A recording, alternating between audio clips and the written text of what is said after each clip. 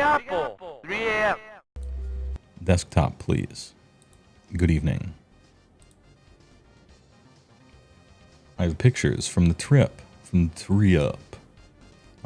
when I was being a tourist. And not just for Games Workshop games. For big moments. Alapex feeding the soup, yeah. What did I see here? Alright. First, the funny pictures that don't matter. For big moments, right? Tune in.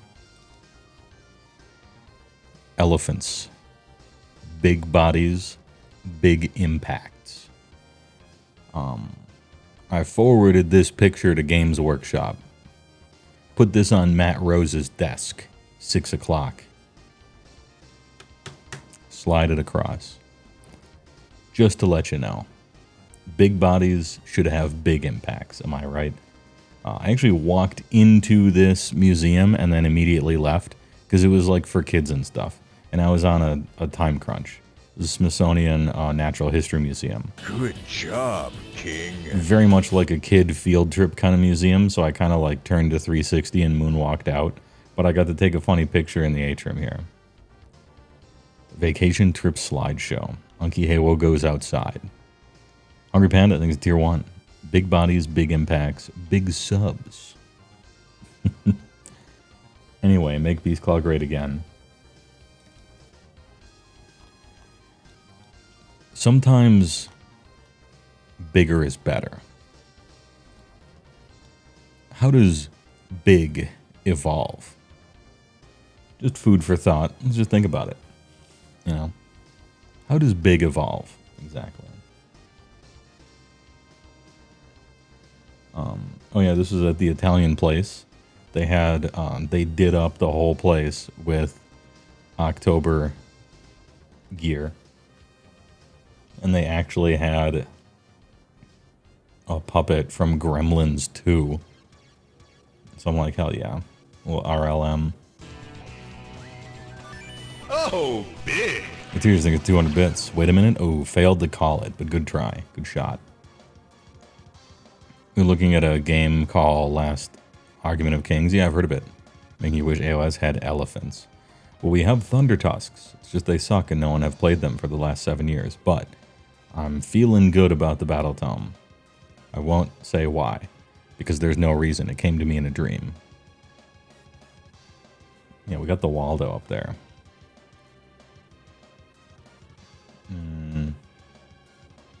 Where shall we start? I found the architecture of Washington, D.C. to be wonderful. Really liked the buildings very much. Kind of miss being able to call the meme we want. Yeah, well, now you're opening packs. And just like in Magic, opening packs is for suckers. You got to buy singles. But I didn't want to assign all those again because there was no way to tell which one was which, and so I made them random. And now you get a fun mini game of trying to call it. Apologies. Anyway, the some places that I was recommended to go but decided not to included the Spy Museum, which to me there's like 2 different ways you can go with a spy museum. You can do the realistic Cold War stuff, talk about Alan Turing and the how computing developed to solve the Enigma code in World War II and all the like actual spy stuff. Or you can be tourist trap Hollywood slop and be like, this is James Bond's car. Which funny meme, you know, and it was, the Spy Museum was that, and so I'm like, I'm fucking out of here. No way. Perhaps there was some good stuff in there, but I only had like a day, really, so I had to make some quick decisions. I went to all the monuments. They're, of course, wonderful. Here we have the pool of reflection in front of the Washington Monument, which local ordinances require that no building be taller than the Washington Monument, which makes the skyline interesting. And it stops skyscrapers from being in D.C. It's 555 feet tall, plus a little bit. Turns out the top is struck by so much lightning that it started to melt, and they had to install a bunch of lightning rods to divert that. You'll note that even from this distance, you can tell that the first bit of it is made with a different shade, a different color of stone. And then there's another section up here for another section of stone. And it's because it was being made during the Civil War. So they had to put it on pause a few times, but eventually they did it. You can go inside of it like the Statue of Liberty. I did not.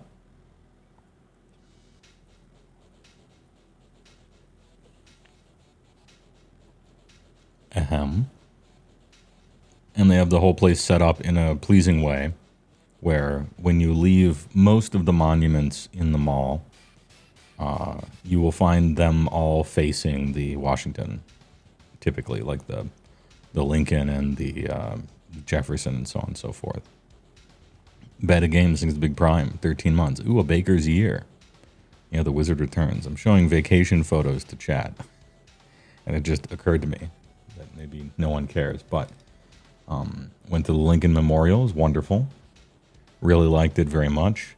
I went there when 17 different schools happened to be doing field trips to it, so there's 10,000 children here. So these columns are fucking big and huge. Place looked awesome. It was a tomb. In this temple, as in the hearts of the people for whom he saved the Union, the memory of Abraham Lincoln is enshrined forever. And then on the right wall is a pretty long excerpt from his second inaugural speech. And on the left wall is, of course, the Gettysburg Address, which is a much lesser speech in my IMO. There, his foot is forward, right? All right, what else? Oh, I went to the most autistic place ever, which is the Air and Space Museum,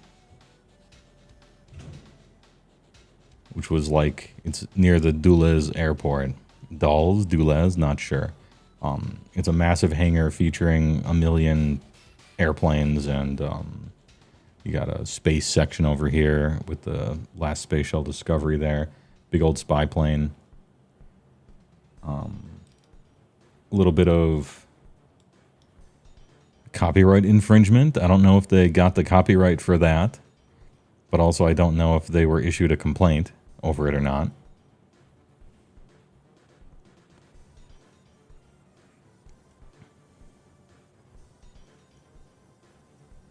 You have never been more hungover in your life than you happen to be at the Spy Museum. Hey, all right. Yeah, you do have to pay for the Spy Museum. Almost all the museums are free. Because they should be. That's our tax dollars, right? But the Spy Museum was pay. And that was another contributing factor for me not caring. There are two Air and Space Museums. One is at the National Mall, but it's currently undergoing renovations right now. And the other is way out by the airport. Everybody said the one out by the airport was better anyway, so I'm like, yeah, all right, fair enough. I mostly care about the space stuff and the modern planes. Gonna be perfectly honest, don't care too much about the World War I, World War II stuff. That was a whole big section on the other side of it. Not really terribly interested in that part of history. Mostly due to saturation fatigue of it, right?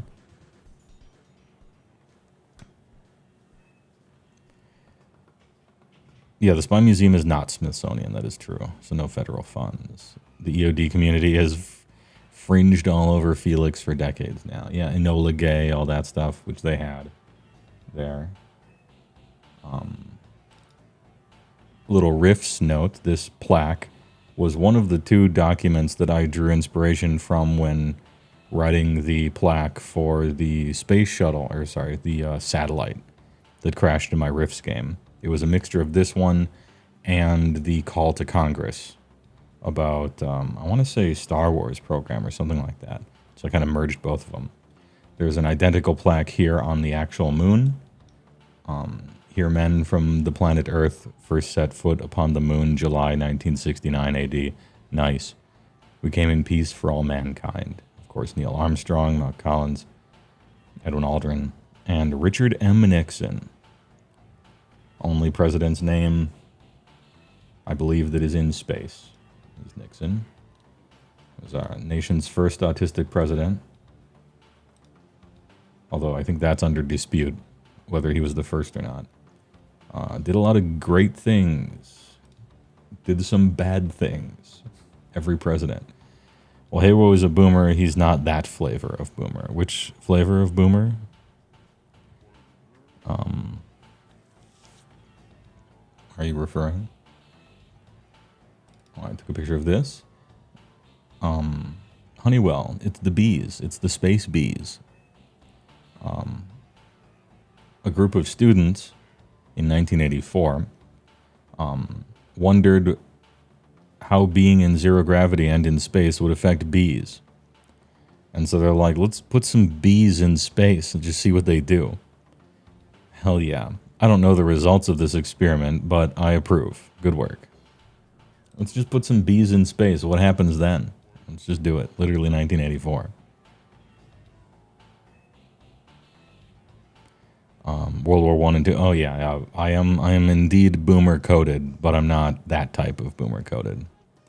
The type who's like fucking obsessed with the Roman Empire and World War I and II. Miss me with that. There's more to history than just those.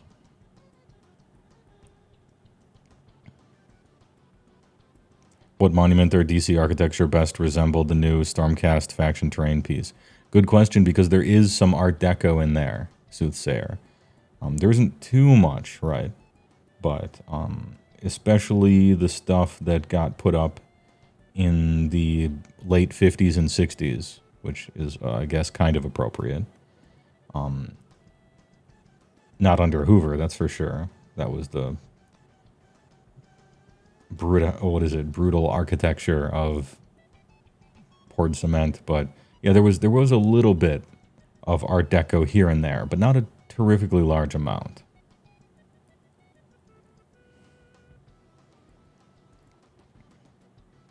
So I don't know that I could answer that. Probably the stuff they made in the 70s. On into the early 80s, maybe. Yeah, bees had trouble flying in 0G, that's true. Do you want Tyranids? Because this is how you make Tyranids. I mean, that's how you make bees that struggle to fly, actually, but yeah. The Portaloo is more neoclassical than Deco, fair enough. What's in the box? Bees. Fantastic interiors. Let's see, we got the space shuttle. The whole ass thing. You know it's big. I knew it was big because it's a space shuttle, but you see it in person, and still, shit's huge, right? I still have in my closet one of the ablative heat tiles from I can't remember which rocket. It was probably a 90 or 91 or something like that. But I still have one of them that was really used. And you see them all down here. Really cool. Very sad, the passing of the torch. When we no longer make these or do this, we export it out to private business and other countries and stuff. Very sad to me.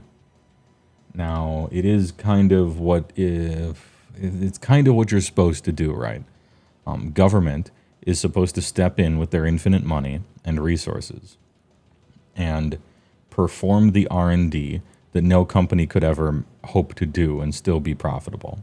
And then once it's proven to be possible and all the real huge inventions have been made and everything like that, business can come in and make it efficient and do it on a larger scale. And then you pass the torch off.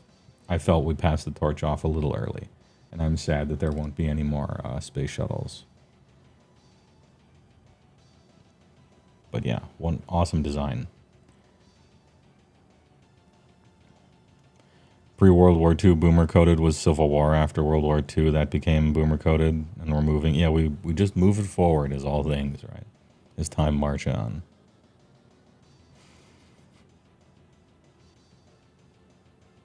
Probably some garden store gazebo thing in a huge formal garden.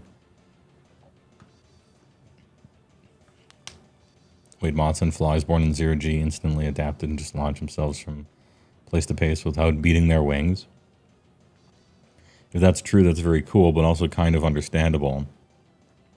Like you either adapt or die, right? That's the whole thing. I should look into that. I took the picture to kind of remind myself to look into that. Oh, speaking of, let's get this all out onto a tray. Nice. Okay. That is the only reason I took a picture of this freeze-dried food from the, probably 60s, I think? 70s? Where they first started doing the dehydrated freeze-dried stuff for rations and things like that. Space. Goop. Anyway, MRE Steve, does he have a new video?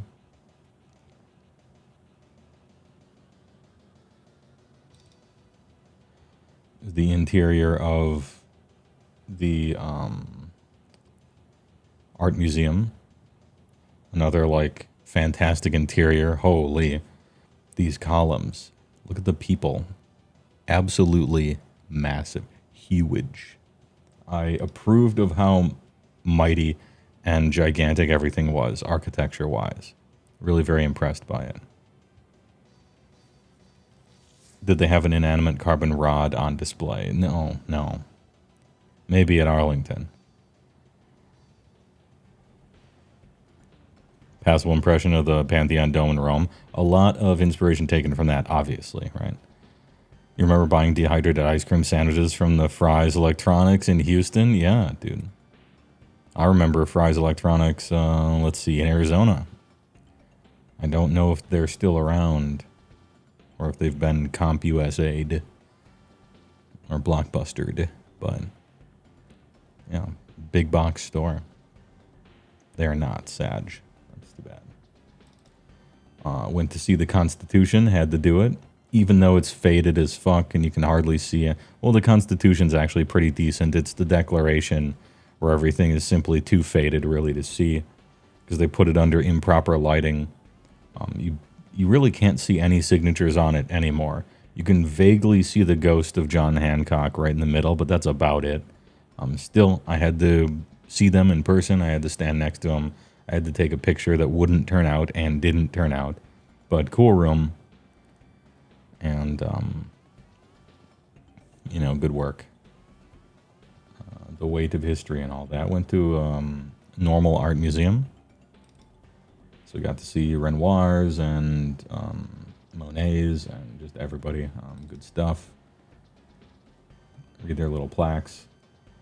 This is one of the things I did when I was kind of running out of time and I knew I was just, all right, let's see it. Let's see them.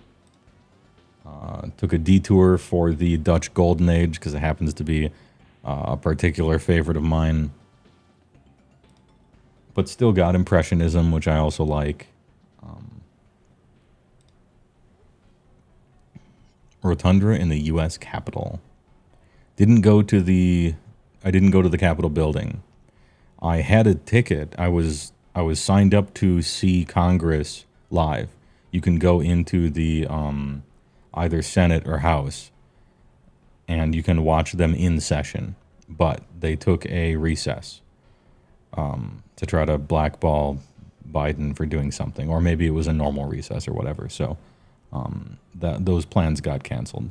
I wanted to see a live session of the Senate and the House because that's what, that's how things work, right? That's the country, for good or ill, right? It could have been I would watch basically someone give a speech in front of a bunch of cameras, but no one actually showed up to sit down, or I might have seen a vote, or whatever I would have seen would have been how they do things, depressively or not, right? But yeah, didn't have it.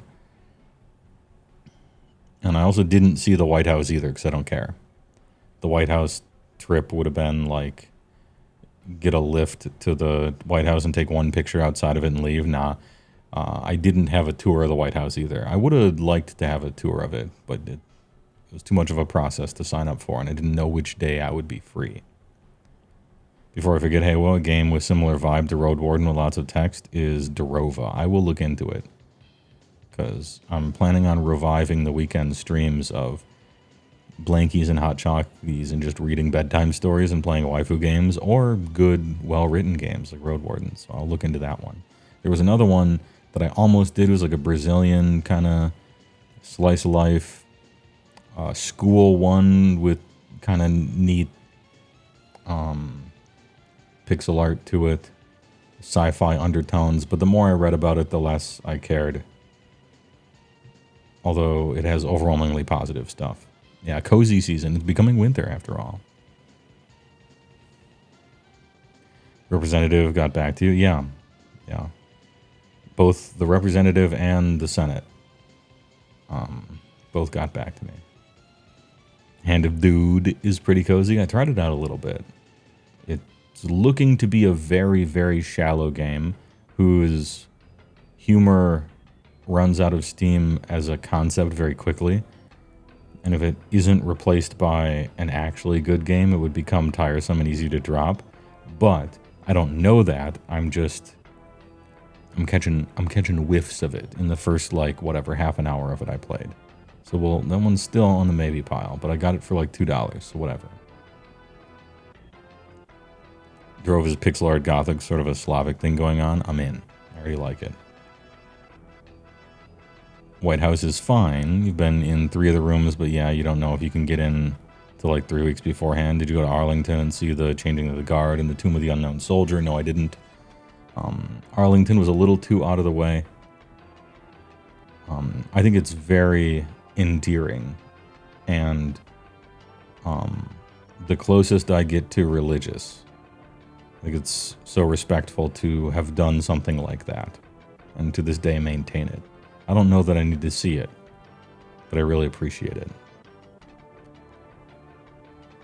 As far as the Tomb of the Unknown Soldier and Arlington and all the rest.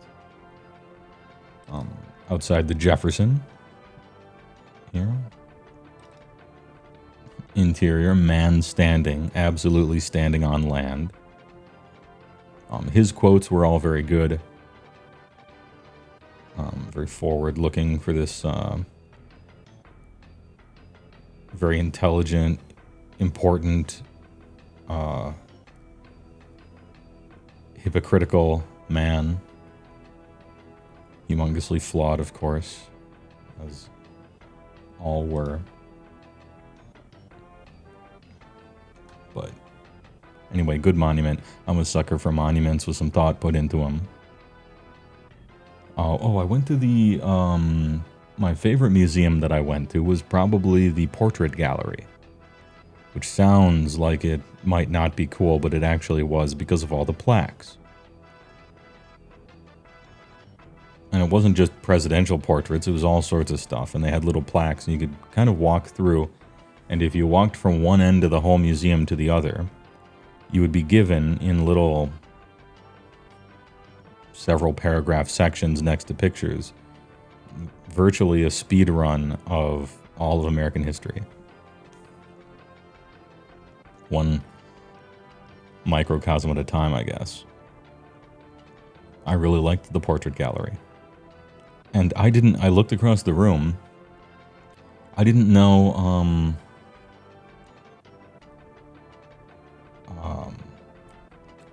what's his name? I looked across the room and I saw Bill Clinton in humongous dot matrix looking, and I'm like, man, that looks a lot like Chuck Close. And I walk up to it, and sure enough, Clinton's presidential picture was done by Chuck Close. I had no idea. So weird. What a weird choice, but cool. I had no idea he did that.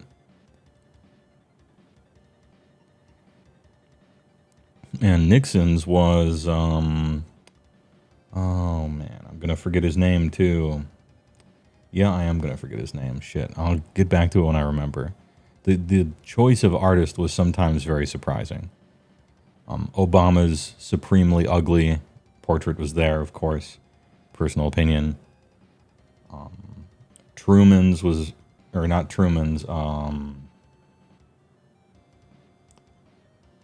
do I always get these two mixed up? The 115-year-old man who builds houses as penance for not being a very good president.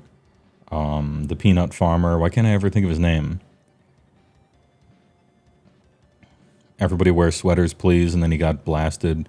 Yeah, Jimmy Carter. Yeah, his presidential portrait was very, I don't know, it had a real, to me, there was some poignant and kind of sad symbolism to it, with the amount of headroom they gave him and the objects in the room, and how small he looked in the picture, just as they said, perhaps historically, a man perhaps too small for the presidency. Did you see the interior courtyard glass roof? Yeah, it was super sick. Now you're imagining all the presidents done by John Blanche. Yeah. I don't mean short physically. It didn't turn out. I'm trying to remember, it's gonna bug me unless I Google this.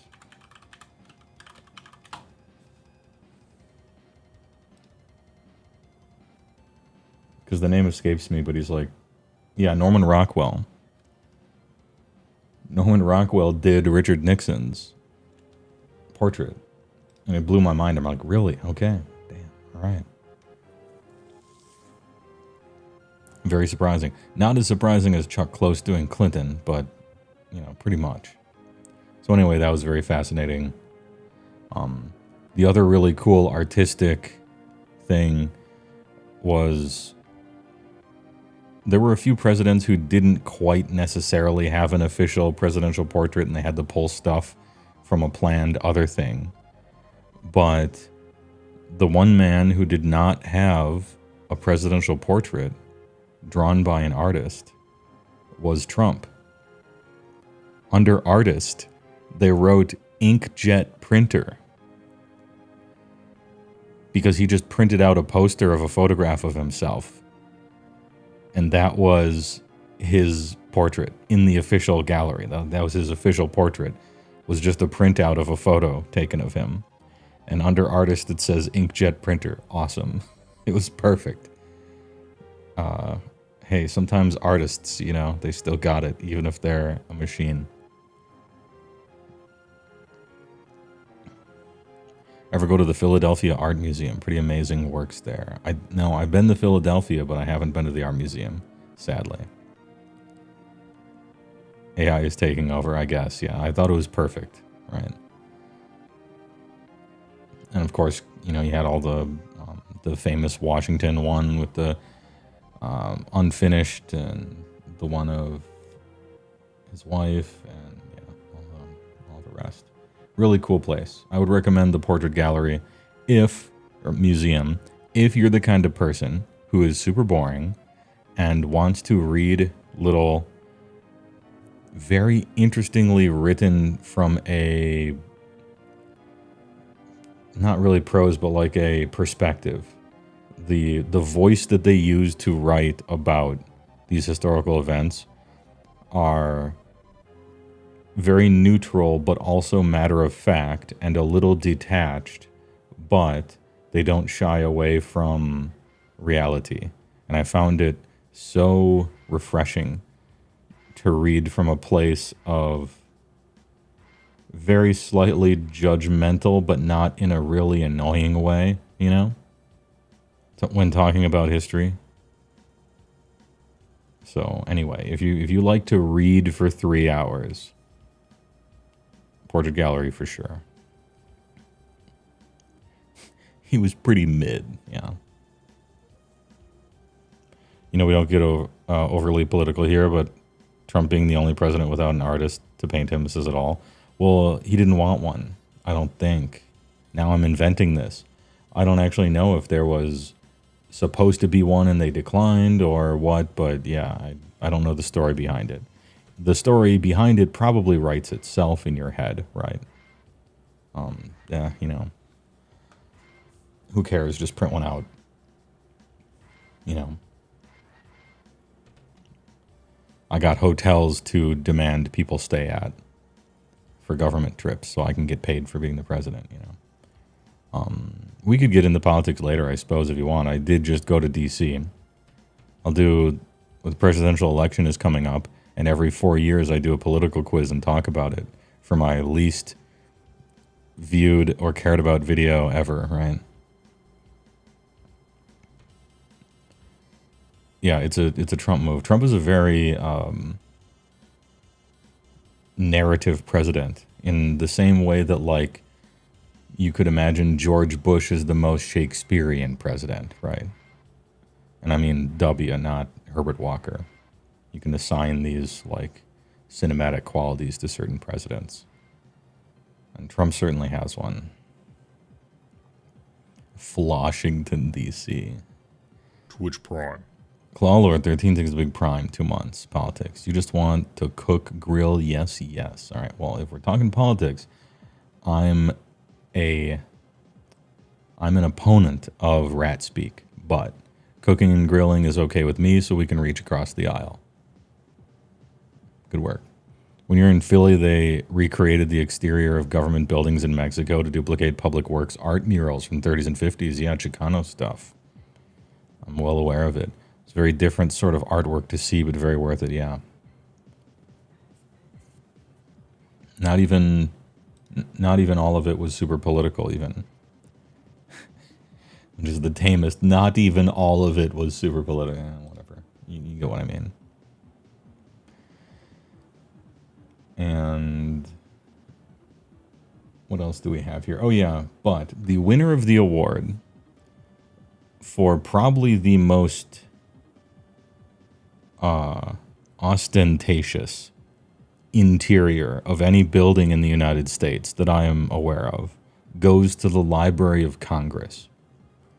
Now, if you're like me and you are boring and you like going to museums and reading shit, right, then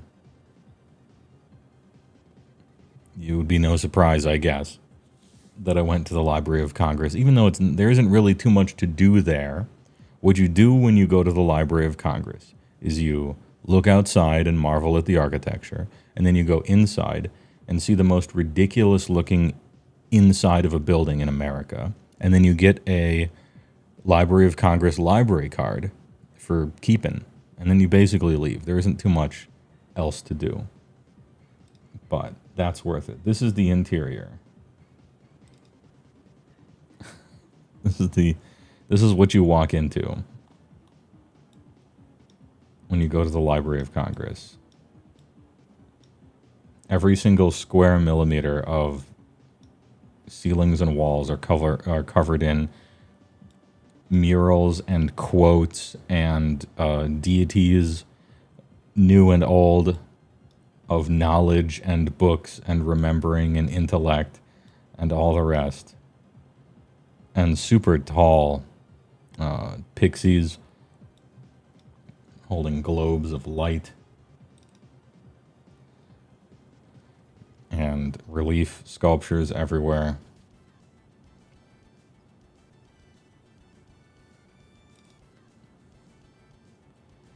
Here are more. Library of Congress. Jesus. Yeah, very Azorius ass design. Corinthian pillars, thanks Art History 1. There he is. Some more ceilings featuring art from the golden age of each of the countries that really added to knowledge, like Islamic Golden Age and Rome and the Middle Ages and all the rest, Italy, Germany, Spain, all the way going down to it. Here's the reading room. This is where you check out books and read them. Just a reading room, no big deal, all right? Little room for reading. Get your book on. This room makes your spells cost 1 less and your opponent's cost 1 more. And their non-basic lands enter tapped. can you check books? Only if you are worthy.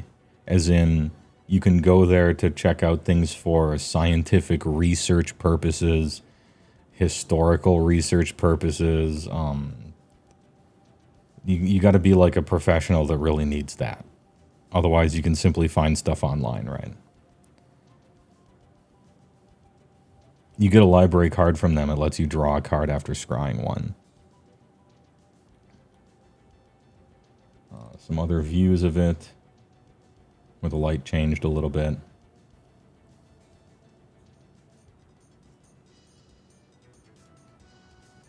Oh, and I found my lady. It's me. All right. There she is. Yes. Let's fucking go. Truly of the people, by the people, and for the people.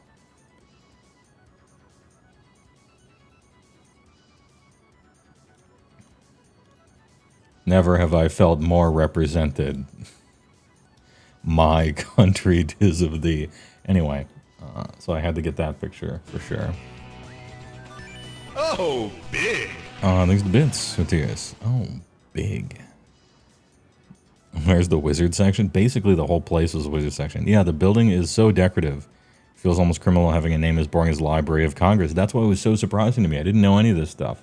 I'm like, I'm going to go to the Library of Congress, and I'm going to get a library card. And I think it's funny. And I walked in, and I'm like, Jesus. They are compensating for how boring sounding the Library of Congress is. Yeah, let me see that Library of Congress hentai section. I've seen it all, but it's nice to hold it in your hand, you know, the smell of the pages. Bricked up at the Library of Congress. All right, and I think that's it. I think that's all the pictures I took. I didn't take too many pictures, because as I said, I only really had a day to be a tourist. The rest was work. But hey, it was pretty nice. Pretty nice with it. It was built at a time when they appreciated nerds who love to read. Yeah, I mean, they really... Everywhere. Every monument, every museum, every National Archive, every Library of Congress, every IRS building, absolutely saturated on every surface, was this weight of 300 years of giving a shit about things that we ought to give a shit about. And often fail to, but never forget that that's what we're trying to do. And so that was like everywhere. That thing. That feeling in a way. Yeah, we'll never know what it is that she was observing, although she likes it. And we'll never know what she ends up drawing. But it's the ideal, you know, to aspire to.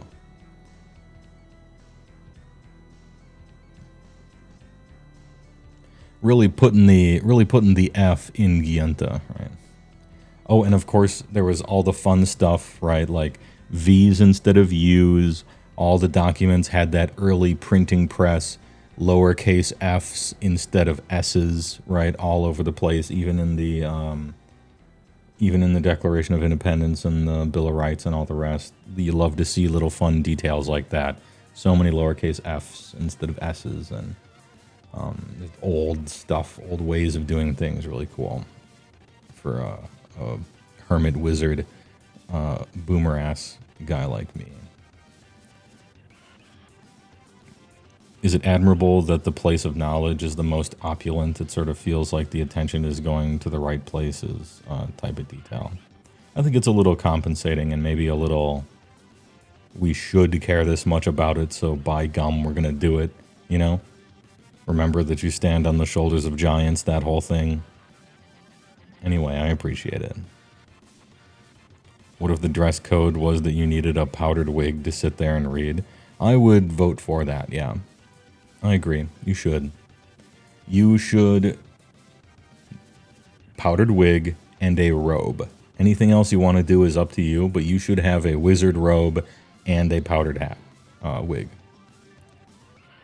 It might not be fair, but, you know, we have a decorum that we're trying to adhere to here. Yeah, I know erotica is the Muse lyric, and yeah, Ozymandias. However, it's still funny. Lead powder, no substitutes, yeah. And make sure you bleach the hat band, right? So you slowly poison yourself, right? Just like the old days. Yeah, she's looking at the audience. It says something about us, right? Yeah. Check your wand at the counter. Wand users? I mean, if you got cool holsters, okay. But I'm a staff man, all right? No judgment here about wand users, but I'm a staff man. My father was a staff man, and my father's father was a staff man. It's in the family.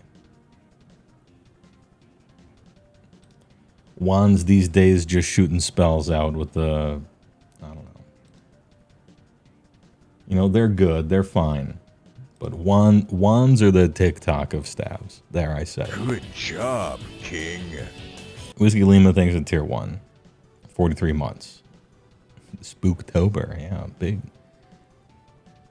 Erratos did poetry. This is actual erotica, like a non-muse representation of the erotic literature. Is it? I thought it was just a meme. Perfect. That's even better. I'm going to pretend I knew that. I thought it was just like a funny name for a muse or something, but if it really is good, then I'm even more...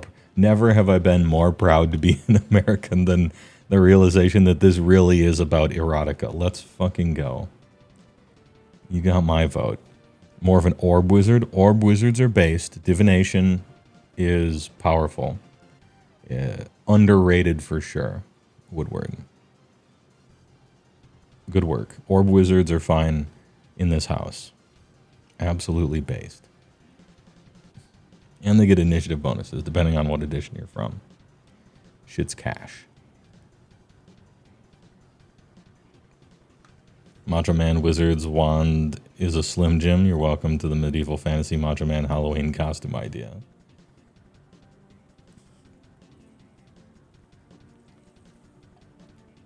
Ahem.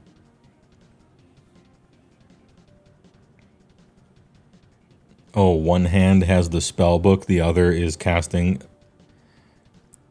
as our forefathers intended, just as Richard Garfield intended. That is classic. You got to do it every once in a while. Staff goes in the crook of the arm. The staff side, right?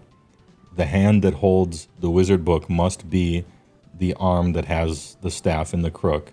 And then you turn the pages and cast with this one. So say we all. It is known that is the way. Anyway, good work.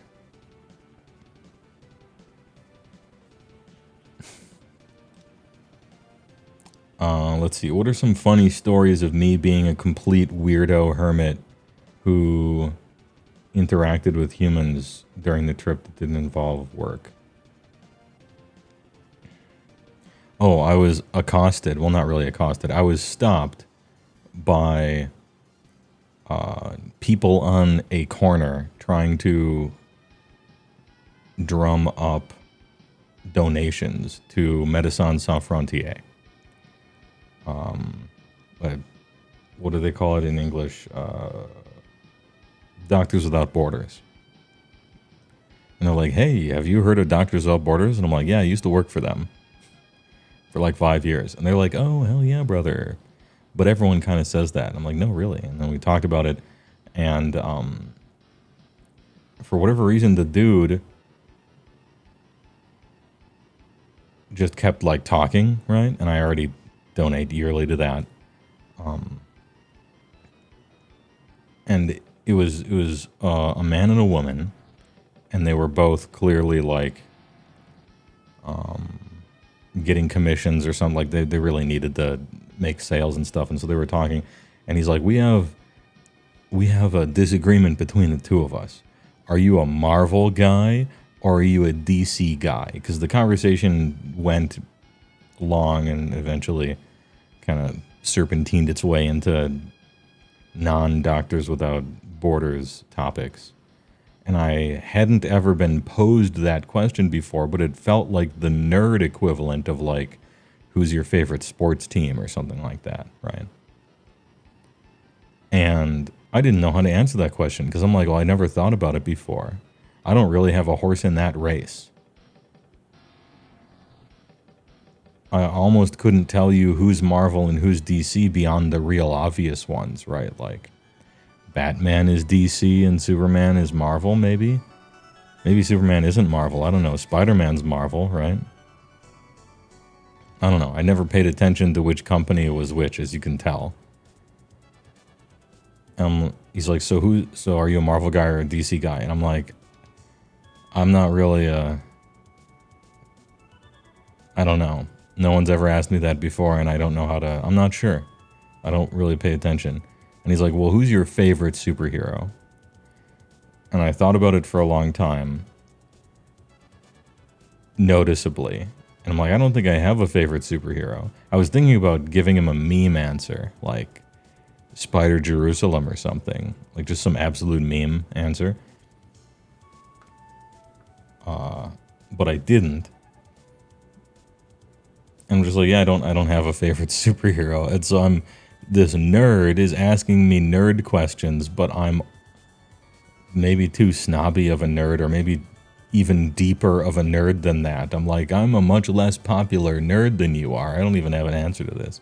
And he's like, okay, well, who's your favorite super villain? And I'm like, well, it's Doctor Doom. That's it. Doctor Doom clears.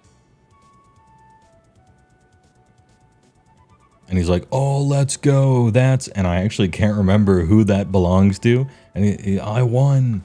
But he like points at the lady that he's with, trying to drum up donations. And he's like, got him. That's another one for, and I can't remember what he said. Marvel, is it? Okay, Marvel, yeah.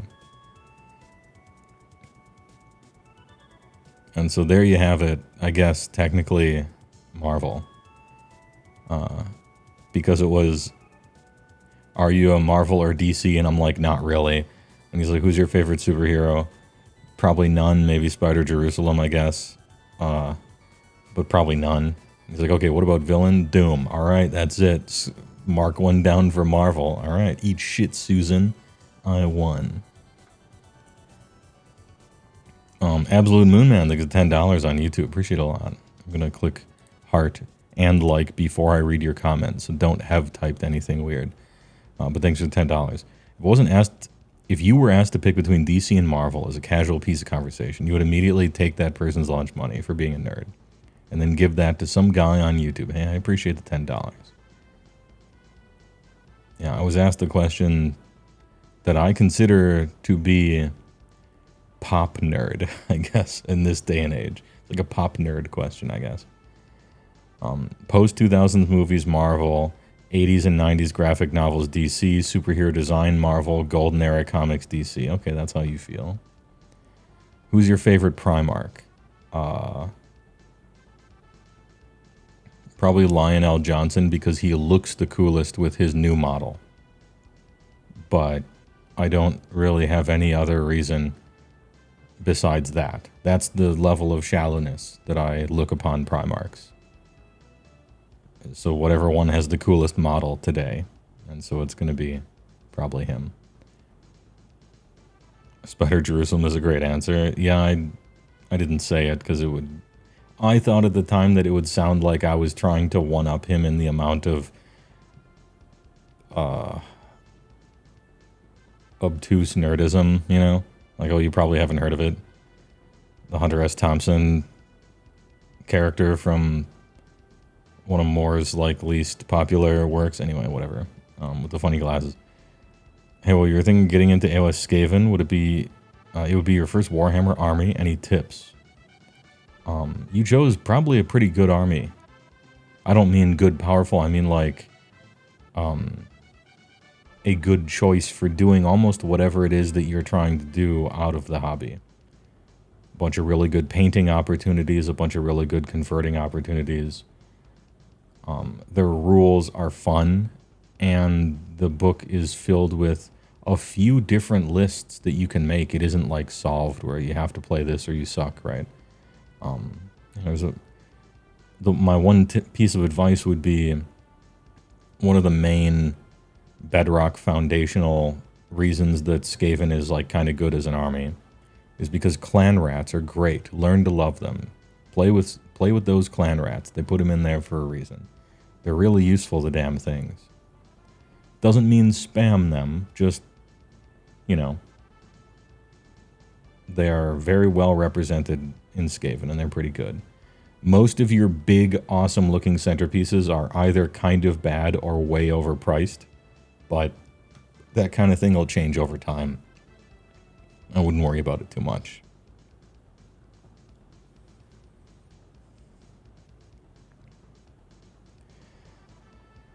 What about Dark Horse comics? I faintly recall the logo here and there, but I never was a big comic guy. Never was a big guy. I do many nerdy things, and I've always done many nerdy things, but comic books, I read a few, here and there. Sandman, Watchmen, V for Vendetta, some, World War Hulk kind of stuff. I had a comic book friend who was my like comic book filter, and he would read every comic book ever, which meant that 90% of the comics that he read were trash. And then he'd be like, hey, I found a good one, read this one. And I'm like, okay. And so that's kind of it. So I didn't read a lot of them, but I read the ones that he said were good. Although his brain didn't work sometimes because he was a comic guy. And so he's like, you should read Spider-Man. And I read whatever Spider-Man he gave me until I just stopped because Spider-Man is trash. Holy. What an awful comic and character. So boring to me. But I don't know. I didn't grow up in New York, so maybe that's what you have to be. Yeah, he curated my comic intake, I suppose. In the developmental years.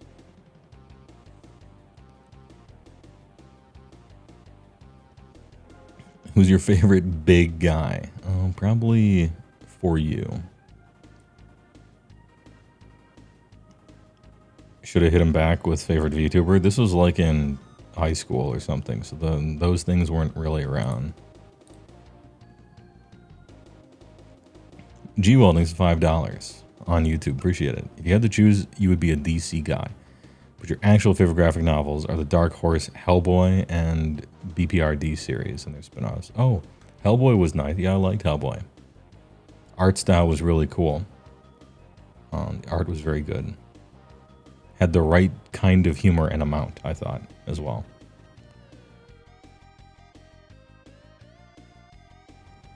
Ahem. Grill stream, we grillin'. Any Spawn enjoyers? Not really. Not a big Todd McFarlane guy. To be fair to Spawn, I haven't really read any of it. Paged through one or two here and there, but I don't know enough. This is Indian food take of superheroes. Yeah, Spider-Man is inexplicably popular to me. I don't get what it. I don't get it. Obviously, it's made for kids, right? And so that's good. But yeah, I never clicked with Spider-Man. Never really cared for it. I heard they're in a rough patch comic-wise right now. Recently. They got some writer that everybody hates. So my condolences.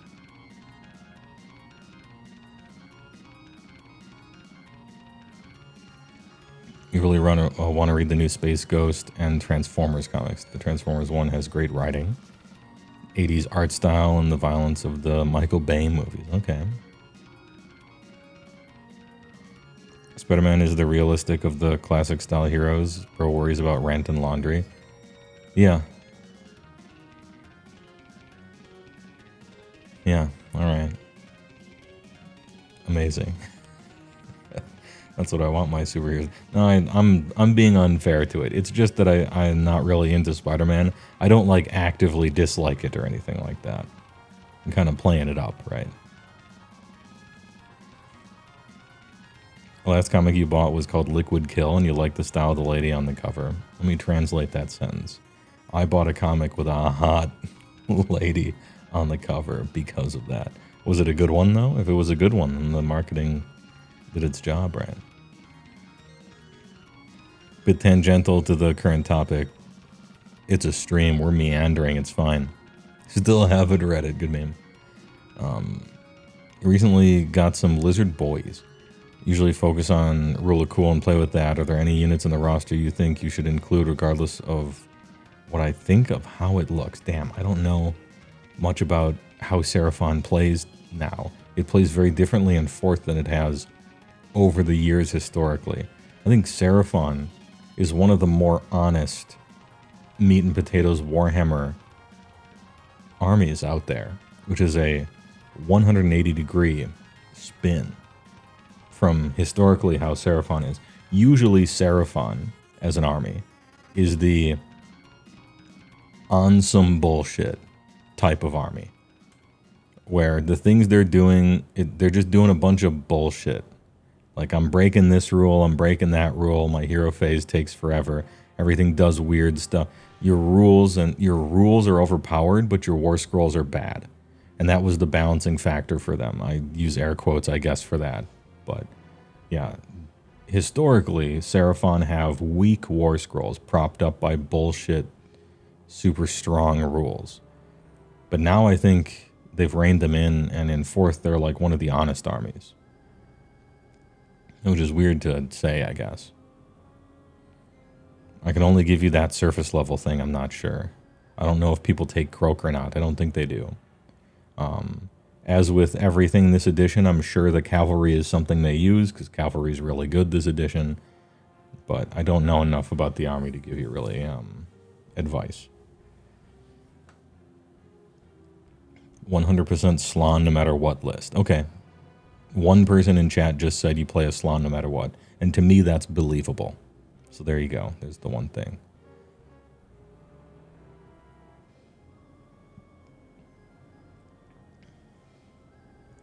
Spider-Man is your favorite hero, but to be fair, there's no single run or arc where, like, Batman, do Arkham Asylum or Killing Joke or, Night Returns or whatever. Yeah, you can, like, point to, okay, Batman kind of waxes and wanes, but here's some really good ones, and Spider-Man is just, like, always kind of Spider-Man and always kind of good. Okay, makes sense. Any plans for some stream games? Yes. Weekends are back. So drop a suggestion in Discord, and I'll create a maybe pile. I'm going to play some video games. There's not enough AOS stuff happening to really, like, always have AOS streams. So sometimes I'm going to go to Washington, D.C. and take pictures of the Library of Congress. And my lady, erotica here. Decent men support indecent movies, after all. Thanks for following Comrade Gabo. Ring of the Rocks, Big Primer, 44 months. Dorime. Frank, I went to the most Italian restaurant ever. It was fucking glorious. It was so good. I don't know if you were here for the first part of it. I got taken out by company business people. What did I get? I got a prosciutto spread, and I don't know the name of it, but this was one of those, like, big Italian places. So it was the prosciutto where it's like it's dark, and the little paragraph on the menu talks about eating acorns and shit. That was ridiculous. Their cheese was so good. I ordered the risotto because I'm one of those people who likes risotto. And I tried to make it before, which gives me even more respect for it. Even though the lasagna looked stellar.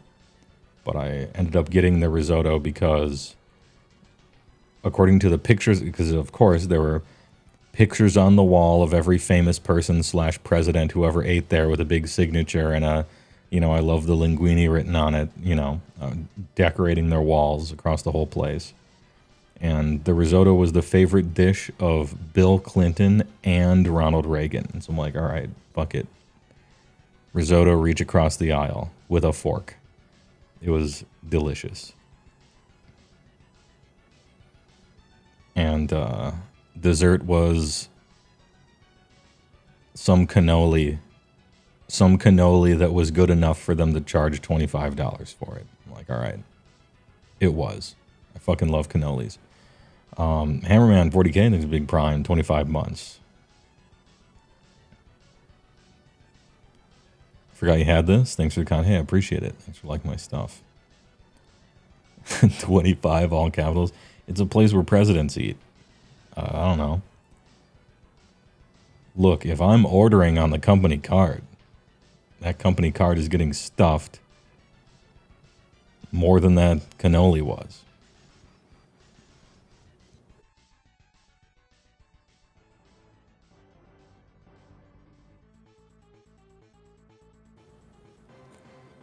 Shit was cash. Dude I was with ordered, of course, ordered the veal. And I had like one fork of it. It was so fucking good. Holy. Did you ask for Capicol and Gabagool? No. I didn't want to do that.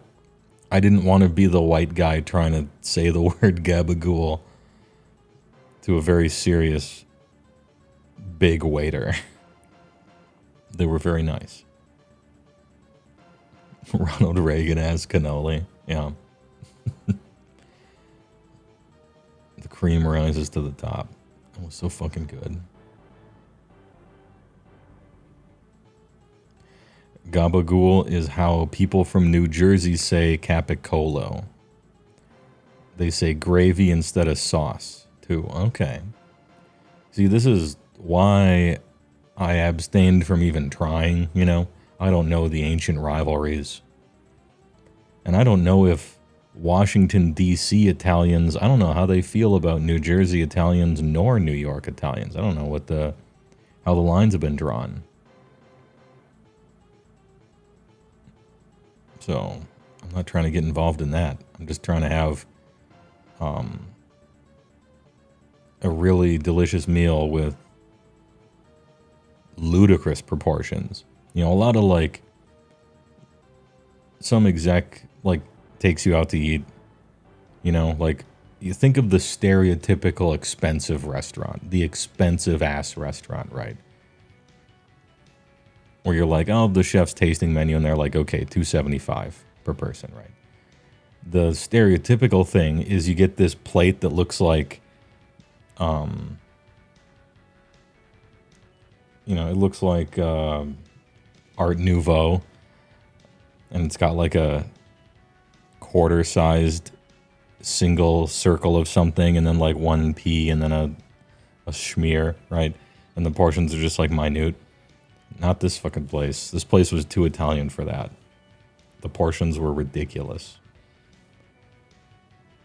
Someone remembers. How were they as leftovers? I didn't have them as leftovers. Ain't no way I'm putting that shit in a microwave in a hotel room.